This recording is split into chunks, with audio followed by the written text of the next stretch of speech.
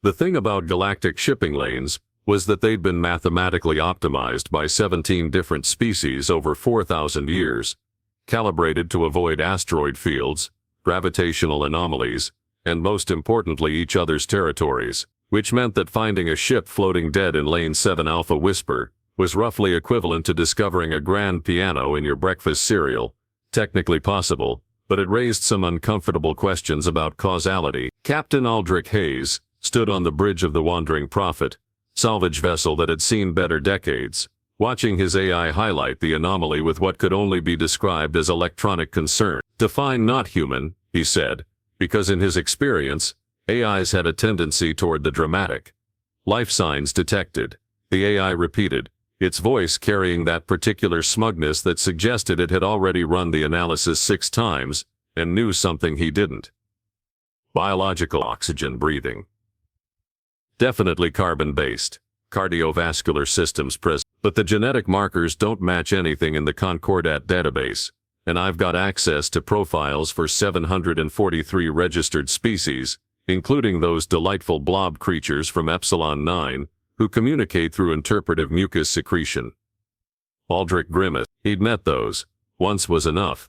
The derelict freighter hung in space like a metal tomb, its running lights dead, its hull scarred with micrometeorite impacts, and something that looked disturbingly like claw marks. The ship's design was old, not ancient artifact old, but definitely several technological generations behind current models. Whoever built it had favored function over form, resulting in a vessel that resembled a flying warehouse more than anything dignified. Broadcasting any distress signal? Aldrich asked, already knowing the answer. Negative. No signals, no power signature, no engine heat. If I didn't have these life signs, I'd mark it as genuine space debris and suggest we strip it for parts. But you do have life signs. But I do have life signs, the AI confirmed. 3 distinct sources, clustered in what appears to be the cargo hold. Weak but stable. They've been alive in there for at least 48 hours, possibly longer. Aldrich scratched his jaw, feeling the stubble that accumulated during long salvage runs. The Concordat had rules about this sort of thing. Very specific rules, actually, written by species who believed the universe operated on logic and predictable behavior. Rule 715 stated that any vessel displaying life signs must be treated as an active rescue situation, rather than salvage. Rule 716 added that unauthorized life forms required immediate reporting to the nearest patrol. The nearest patrol was 6 days away. What's the freighter's registration? He asked. A pause. In AI terms, a pause meant either catastrophic news, or something so weird the algorithms needed extra processing time. That's the interesting part, the AI said, which was never a good sign. The hull markings identify it as Dawnchaser, registered to the Aetherion Trade Collective. Aldrich felt his stomach drop. The Aetherions haven't existed for 3 centuries. Correct. They were wiped out in the Cascade Wars. Every ship, every station, every colony. The species is extinct. So we've got an extinct civilization's freighter floating in modern shipping lanes, carrying life forms that don't match any known species, with no power and no explanation. When you phrase it like that, it does sound rather suspicious, the AI admitted. My threat assessment algorithms are having something resembling a nervous breakdown. Should I prepare the weapons systems or the rescue equipment? Aldrich stared at the derelict. Every instinct he'd developed over 15 years of salvage work was screaming at him to report this, collect the finder's fee, and let someone else deal with the inevitable bureaucratic nightmare. The galaxy was full of mysteries, and the smart play was to let properly funded organizations with actual military support poke at them. But those life signs were weak. Stable, yes, but weak. Whatever was alive in that cargo hold wouldn't stay that way forever. How's our oxygen supply? He asked. Sufficient for a standard EVA operation. You're going over there, aren't you? Against all reasonable advice and several trade union guidelines. Those guidelines were written by species who don't understand salvagers' code. Aldrich said, already moving toward the equipment locker. You find something alive, you help it. You find something dead, you catalog it. Those are the rules that matter. The Concordat might disagree. The Concordat can file a complaint. He pulled his environment suit from its rack, checking the seals with practiced efficiency. Besides, if this is some kind of Aetherion ghost ship, the historical value alone would be worth the risk. Xenoarchaeologists would pay a fortune for intact artifacts, assuming whatever's alive in there doesn't kill you first, the AI pointed out helpfully. That's why I like you, always focusing on the positive outcomes. Aldric sealed his helmet and cycled through the suit diagnostics. Everything showed green, which meant either his equipment was functioning properly, or the diagnostic system was lying to make him feel better. Bring us alongside. Match rotation and prepare for magnetic coupling. The wandering prophet maneuvered with surprising grace for a ship held together by patch welds and optimism. Through the viewport, Aldric watched the derelict grow larger, its hull revealing more damage, scoring patterns that suggested weapons fire, emergency patches that had failed, and viewports dark as dead eyes. Coupling in 3, 2, 1. Contact. The ships connected with a dull thud that resonated through the deck plating. Aldric felt the magnetic clamps engage, heard the satisfying click of a solid seal. Atmosphere in the airlock reads 0, the AI reported. The freighter's been in hard vacuum for at least 72 hours. Whatever's alive in there is either in a sealed compartment or considerably more resilient than standard biology suggests. Great. Mystery life forms with unusual resilience. This day just keeps getting better. Aldric activated his suit's external lights and approached the airlock. Keep scanning. If anything changes with those life signs, I want to know immediately. Define anything. Use your imagination. I'm an AI. We don't have imagination, just very sophisticated probability matrices. Then use those. Aldric cycled the airlock, watching the pressure drop to match the void beyond. And if this goes badly, make sure my brother gets the ship. He'll complain, but he's the only family I've got who won't immediately sell it for scrap. How touching. Your potential death has made you sentimental. Just keeping things professional. The outer door opened, revealing the scarred hull of the Dawnchaser. Let's go meet our mysterious not-human guest. He pushed off into the dark, toward answers that would prove the galaxy was far stranger, and humanity far more unpredictable than anyone expected. The airlock on the Dawnchaser had been designed by engineers who apparently believed that aesthetic appeal was a waste of perfectly good metal. Aldric's cutting torch made quick work of the emergency access panel, revealing manual override mechanisms that hadn't been used in what his suit's scanner cheerfully identified as approximately 270 years, give or take a decade. Nothing like fresh equipment, he muttered, cranking the manual release. The mechanism resisted, groaned, then surrendered with the sort of metallic shriek that suggested it was doing this under protest. The inner door opened onto darkness so complete it seemed to have physical weight. Aldric's helmet lights cut through it, revealing a corridor that looked like it had been decorated by someone whose only design principle was aggressively utilitarian. Conduits ran exposed along the walls, labeled in Aetherion script that his suit's translator struggled with before offering. Danger plasma conduit, and danger other plasma conduit, and helpfully danger Well, the Aetherians certainly believed in workplace safety transparency, he observed. I'm picking up trace atmosphere, the AI said through his helmet comm. Oxygen-nitrogen mix but at about 15% normal pressure, not enough to breathe, but enough to carry sound. And before you ask, no, I don't know how that's possible with the hull breaches I'm detecting. Aldric moved deeper into the ship, his magnetic boots clanking against deck plating that had seen better centuries. The corridor branched, and he followed the route his HUD indicated would lead to the cargo hold, past crew quarters, with doors hanging open like slack jaws, past what might have been a galley where desiccated food packets still clung to a table, past a navigation station, where a chair sat positioned as if its occupant had simply stood up and walked away mid-shift. No bodies, no signs of violence beyond the external damage. The crew had simply vanished. Life signs getting stronger, the AI reported. 20 meters ahead, they're moving. Aldric's hand went to the plasma cutter on his belt, not much of a weapon, but better than harsh language. Moving how? Agitated, aggressive. If I had to guess I'd say curious.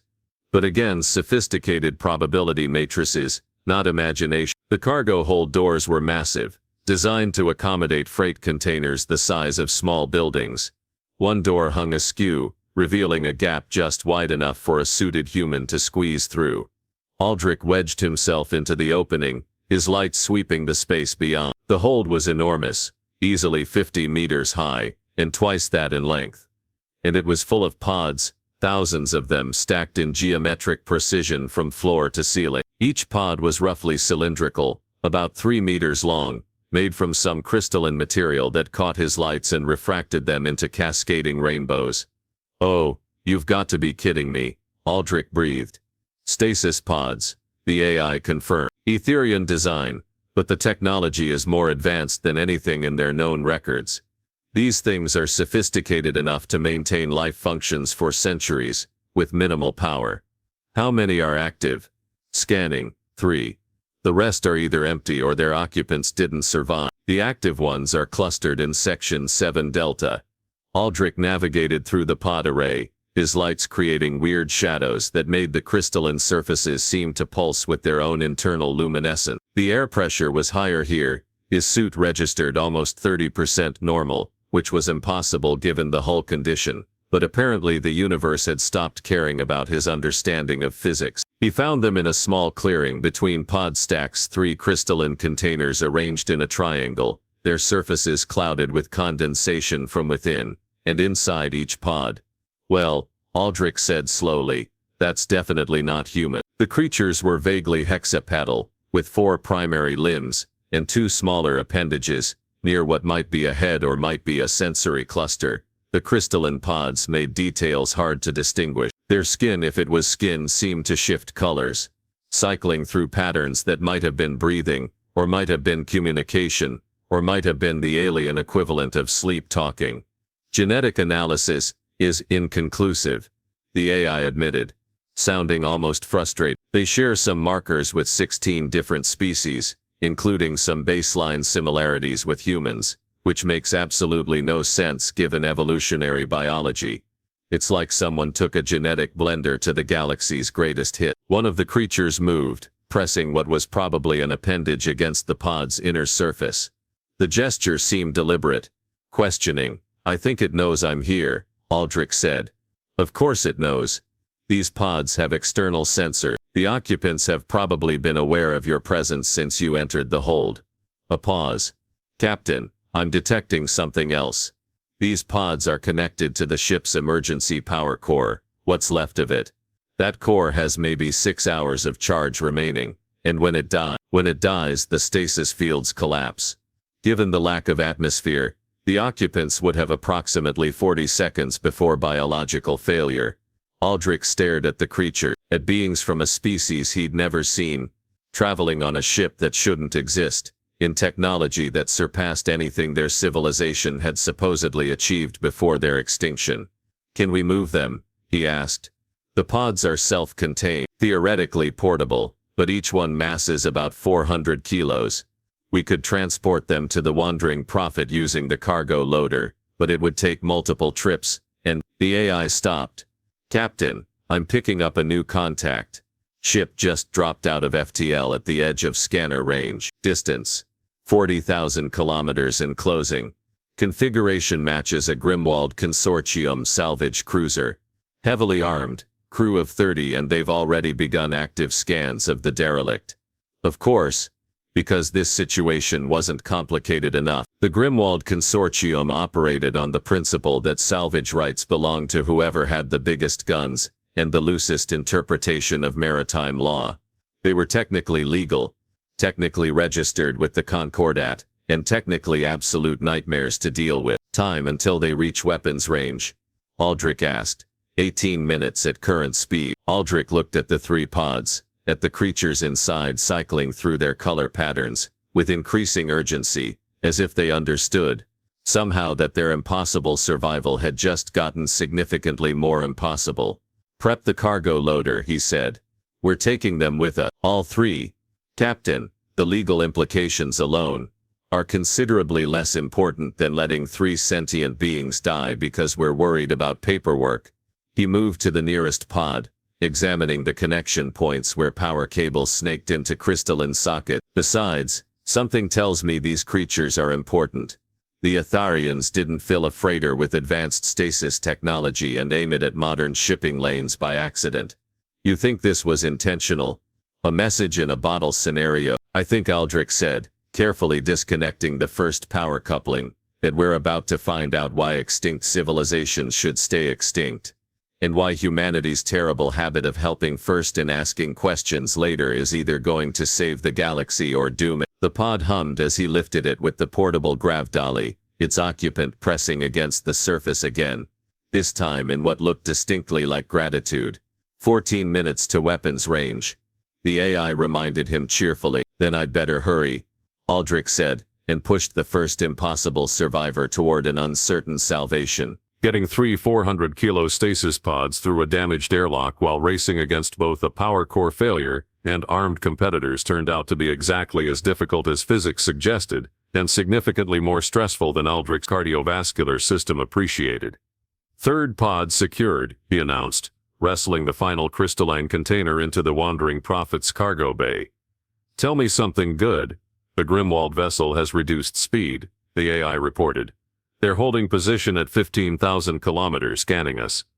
Probably trying to determine if we're worth the ammunition. Always nice to be evaluated as a potential expense. Aldric sealed the cargo bay and began connecting the pods to his ship's power system. A delicate operation, given that Aetherion technology and modern power standards had roughly the same compatibility as fire and propellant. Can you establish a communication link with them? Already receiving a hail, voice only. Should I answer, or shall we pretend to be a very convincing asteroid? Answer. Maybe they'll be reasonable.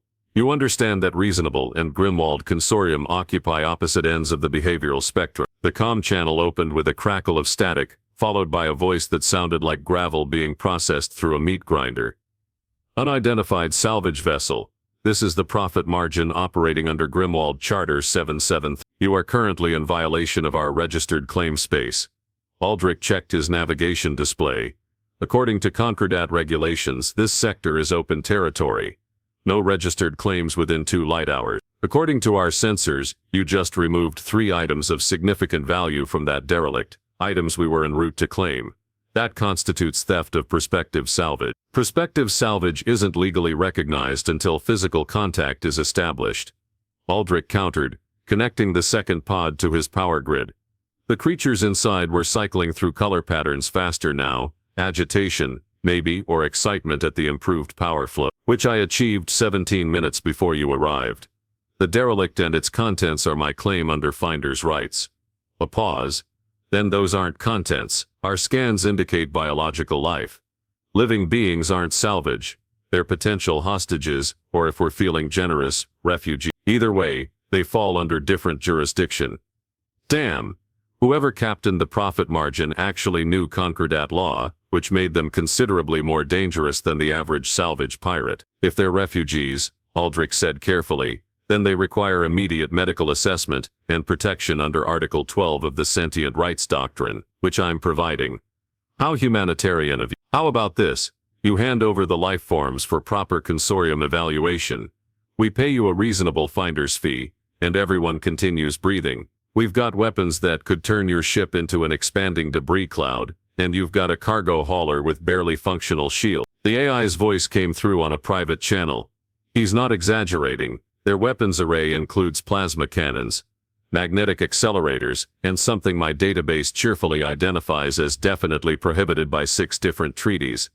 Options? Aldric sub-vocalized. We could surrender the pods, take the fee and file a complaint that would be processed sometime after the heat death of the universe. We could run, but they're faster and we're carrying extra We could fight, which would last approximately 12 seconds before our structural integrity fails. Or what? Or we figure out what these creatures actually are and why an extinct civilization spent considerable resources getting them to this exact location in space-time. Aldric moved to the first pod, pressing his gloved hand against its surface. The creature inside responded immediately, its appendages spreading wide in a gesture that his translator couldn't interpret but his gut recognized as communication. Can you interface with these pods? He asked. Access their data systems? Attempting, yes. The technology is ancient but the protocols are surprisingly sophisticated. Accessing, oh, that's fascinating. Share with the class. These aren't refugees, Captain. These are seeds. See, the Aetherions knew they were going to lose the Cascade Wars. Complete extinction was inevitable. So they created these genetic repositories, containing not just Aetherion DNA, but samples from dozens of species, including several that were already extinct even then. These three creatures are, essentially living libraries of galactic biodiversity. Aldric felt his stomach twist. They're irreplaceable. More than that, the data suggests they're also genetically compatible with modern species, as potential mates or genetic donors. The Aetherions were attempting to seed the galaxy with biological diversity insurance. If any major extinction event occurred, these creatures could help repopulate. The Wandering Prophet shuddered as something impacted their forward shields. Warning shot, the AI announced. The profit margin is getting impatient. The comm crackled again. Your silence suggests either technical difficulties or stupid heroics. We're betting on the latter. You've got 60 seconds to transfer those biologicals, or we start making your ship appreciably smaller. Aldric stared at the pods, his mind racing through scenarios that all ended with either his death or the creatures falling into consortium hands, where they'd be studied, catalogued, probably dissected, and their genetic material sold to the highest bidder. Neither option was acceptable. AI, he said quietly. Do these pods have any defensive capabilities? Any Aetherion military protocols? Scanning. Interesting. Yes, actually. The pods can generate a localized electromagnetic pulse if threat. It's a preservation mechanism, designed to disable potential threats to the occupants. But Captain, the range is limited to maybe 500 meters, and the profit margin is 15,000 kilometers away. What if they were close? That would require them to approach, which they have no reason to. The AI paused. Oh no. You're planning something catastrophically stupid, aren't you? 30 seconds, the voice from the profit margin announced. Aldric opened a new comm channel, this time broadcasting on emergency frequencies. This is Captain Aldric Hayes, aboard the Wandering Prophet. I'm declaring a medical emergency under Concordate health protocols. I have 3 unidentified biologicals, exhibiting signs of critical stasis failure. I require immediate assistance from any vessel with medical quarantine facilities. Silence. Then you're bluffing. Am I? Because if these creatures die, and turn out to be carrying some extinct civilization plague, the Concordate is going to be very interested in who was in the vicinity and didn't render aid. Article 47 is quite specific about quarantine violation. I believe the penalty is permanent license revocation and criminal prosecution. Another pause, longer this time. Captain, the AI said privately, there's no plague. You're lying. They don't know that.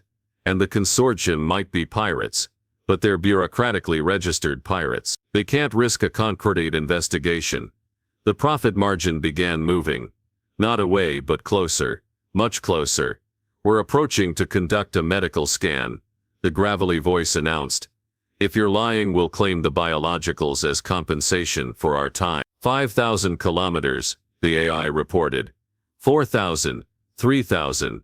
Aldric moved to the pod controls, his fingers hovering over the emergency protocols. Get ready to generate that EMP the second they're in range. This is insane. Even if it works, they'll recover and destroy. One problem at a time. Aldric watched the distance counter drop. 2,000. 1,500.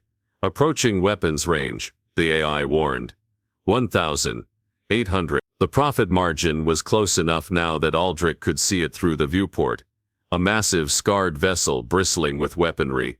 Its hull painted with the consortium's corporate logo in aggressive red. 600. 500. Now, Aldric triggered the emergency protocol. The 3 pods blazed with light, not visible spectrum, but electromagnetic radiation, that his instruments showed cascading outward in a perfect sphere of system-destroying fury. The profit margin tumbled as its electronics failed, weapon systems dying, engines guttering, life support switching to emergency backups. They're dead in space, the AI confirmed. No permanent damage, but they'll need at least 2 hours for system restoration. Then let's not be here when they recover. Aldric strapped into his acceleration couch. Plot a course to the nearest Concordate station. Maximum burn. About that, the AI said slowly. While interfacing with the pods, I detected something else. A message, encoded in the genetic data itself. What kind of message? Coordinates, and a warning. They're coming back, you'll need us. The wandering prophet accelerated away from the disabled consortium vessel, carrying 3 impossible survivors, and a message from a dead civilization. And Aldric couldn't shake the feeling that helping first and asking questions later had just changed everything. The Concordia station designated Haven 7 occupied a strategic position at the intersection of 4 major trade routes, which meant it was perpetually crowded, perpetually understaffed, and perpetually skeptical of salvagers, arriving with impossible cargo and implausible explanation. The docking officer, a Ventari whose species had evolved bureaucracy into an art form, stared at Aldric's manifest with 3 of his 4 eyes, while the 4th examined the crystalline pods, now resting in the station's xenobiology containment wing. Let me ensure I understand correctly, the officer said, his translator rendering his clicking speech into perfectly modulated skepticism. You discovered a 300-year-old derelict containing Aetherion stasis technology that shouldn't exist. Rescued 3 creatures from an unknown species that represent galactic genetic repositories. Disabled a Grimwald consortium vessel, using Aetherion defense systems. And now you're requesting asylum status for beings who are technically both individuals and living museums. That's the short version. Yes. Aldric confirmed. The paperwork for this will be extraordinary. I live to provide job security. The Ventari's translator emitted what might have been a sigh or might have been a minor system malfunction. The consortium has filed 17 separate complaints. They're demanding compensation, criminal prosecution, and I'm reading this correctly, a formal apology for emotional distress caused by electromagnetic assault. Tell them I'm very sorry their illegal weapons got temporarily inconvenienced.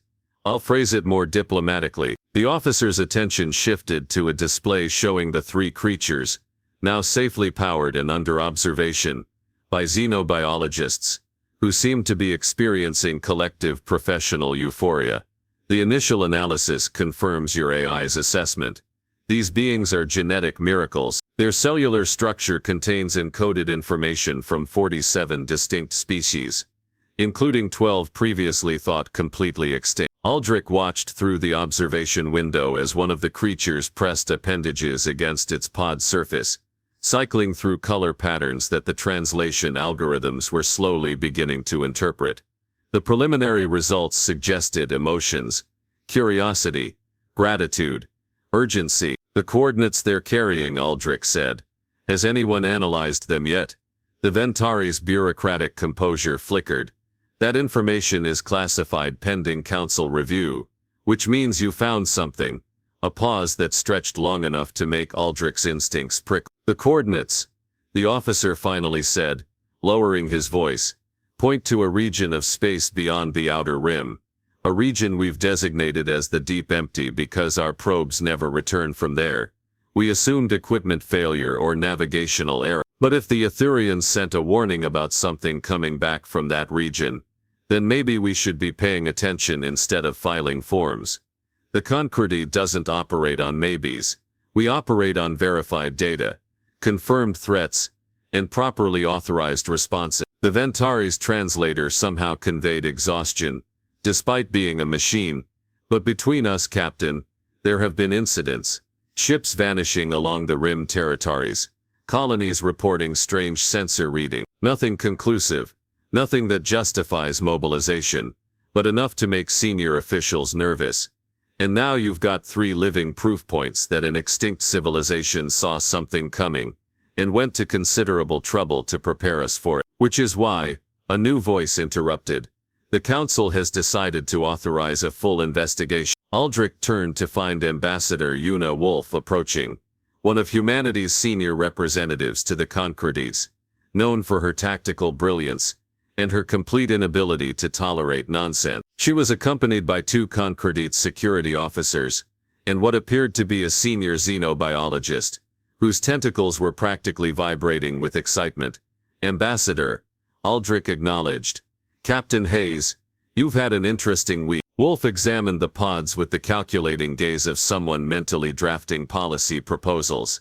These creatures, we're calling them heralds pending a better designation, represent both an enormous opportunity and a significant complication. How diplomatic. I'm not here for diplomacy. I'm here because you've stumbled onto something that could reshape our understanding of galactic history and potentially warn us about an extinction-level threat. Also because the Grimwald Consortium is threatening to sue you into poverty, and it would be inconvenient if humanity's newest hero died bankrupt. I'm a hero now. You saved 3 irreplaceable beings carrying genetic diversity that could prevent future extinction. You disabled pirates without killing them. And you brought evidence of a threat that military intelligence has been tracking, but couldn't confirm. Wolf's expression shifted into something resembling approval. By Concordite standards, you're practically a saint. By human standards, you're exactly the kind of chaotic problem solver who makes other species nervous. The xenobiologist surged forward, its translator barely keeping pace with its enthusiasm. The heralds are attempting communication. The color patterns, they're not just emotional expression, they're actual language, complex grammatical structure, nested meanings, and they're learning our languages at an exponential rate. Within days, possibly hours, we'll be able to speak with them direct. As if responding to the mention, all 3 heralds suddenly synchronized their color patterns, a cascading wave of luminescence that pulsed through shared rhythm. The translation algorithm struggled, then offered a preliminary interpretation that appeared on every screen simultaneously. Thank you. Danger comes. You need us. We need you. Together. The observation room fell silent. Well, Aldric said eventually. That's certainly direct. Wolf was already on her communicator, issuing rapid instructions to people Aldric couldn't see. I'm authorizing full resources for herald communication and integration. Xenobiology gets priority access. But we need military intelligence involved immediately. And someone get me a threat assessment for the deep empty region. I want to know what the Aetherions were afraid of. The Ventari officer looked like he was calculating the paperwork requirements and experiencing something resembling despair. Captain Hayes, Wolf continued, the Concordia is offering you a formal contract. You found them, you saved them, and apparently, you've established some kind of rapport. We need you as liaison. I'm a salvager, not a diplomat. You're a human who helped first without calculating the profit margin. That's exactly what we need. She gestured to the heralds. Besides, I suspect they trust you more than they'll trust any official committee. As if confirming this, the nearest herald pressed multiple appendages against its pod surface, its color patterns forming what the translators interpreted as a name. Or perhaps a title. Not Aldric's name, but something new. Finder. Keeper. Friend. Aldric felt something shift in his chest, the weight of responsibility he'd picked up the moment he decided those life signs mattered more than regulations. What about the consortium? He asked. We're negotiating. They'll accept compensation and agree to drop charges in exchange for exclusive salvage rights to the Dawnchaser wreck, after we've removed anything classified. Wolf smiled thinly. They get an empty hull. You get to avoid prison and bankruptcy. Everyone pretends to be satisfied. Except we've got 3 genetic repositories warning us about something coming from beyond mapped space, and nobody knows what or when or how to prepare, which is why we need to act now. Wolf turned to face the heralds directly. The Aetherions sent you forward through centuries, gambling that someone would find you and listen. They gambled on the galaxy producing species capable of curiosity and compassion in equal measure. They gambled on humans. The xenobiologist said quiet. Every species in the Concordiat would have followed protocol, quarantine first, questions later, decisions by committee. Only humans would board a dangerous derelict to save unknown life forms before understanding the consequence. Aldric watched the heralds cycling through their patterns. Communication or celebration, fear or hope. He couldn't yet tell, but their message was clear enough. They'd been sent to find someone willing to act when action mattered more than authorization. The Aetherians spent their last resources on this, he said, on sending 3 survivors forward in time as a warning and a gift. That's not just preparation. That's faith. Faith that someone would care enough to help. Wolf agreed. Faith that the galaxy might have learned something in 300 years. She extended her hand. So, are you going to accept the contract, Captain? Help us understand what's coming and figure out how 3 impossible survivors might help us face. Aldric looked at her hand, then at the heralds, then at the stars visible through the station viewport, endless, mysterious, full of dangers that extinct civilizations had tried to warn them about. He thought about galactic shipping lanes optimized over 4,000 years, and how one derelict freighter had disrupted all that careful planning, about how the universe kept teaching the same lesson to anyone willing to learn. The most important things were rarely convenient, never scheduled, and absolutely worth the trouble. I'll need better life support systems on the Wandering Prophet, he said, taking Wolf's hand, and proper xenobiology containment, and probably a bigger ship, honestly. Done. Welcome to the Concorday Xeno Contact Initiative, Captain. Behind them the heralds pulsed with synchronized light, approval or amusement, or perhaps the alien equivalent of relief, that humanity's terrible habit of helping first had finally, improbably been exactly what the galaxy needed. Outside, the deep empty waited with whatever secrets had terrified a civilization into extinction. But for the first time in 300 years, that warning wouldn't go unheard. And somewhere in the quantum probability matrices of the Wandering Prophet's AIs, sophisticated algorithms calculated the odds of survival and concluded with what might have been mechanical optimism, that chaos and compassion made for surprisingly effective preparation. The universe had sent a message in a bottle, and humanity had answered with characteristic unpredictability, not with committees or protocols, but with one salvager who decided that life signs mattered more than regulations. It wasn't the response anyone expected, which, in the grand tradition of humanity's relationship with the cosmos, made it exactly right.